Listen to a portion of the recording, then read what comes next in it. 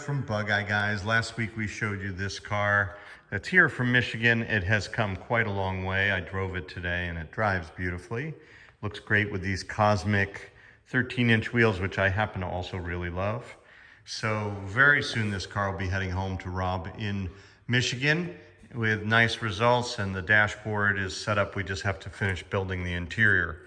But what I wanted to show you today was something, you know, after hundreds of these cars, we think we've seen it all, but I've never seen this. These 3 screws are all missing, and so you have a frame that's just loose in the stanchions. Now there is, on the other side, only 1 screw left, so the windshield didn't fly out of the car, but I just imagine this Bugeye going down the road and the whole windshield frame climbing up and floating away like a falling leaf blowing down the highway above all the cars. But fortunately, we don't have that risk in the sense that there is probably a gasket stuck to the cowl.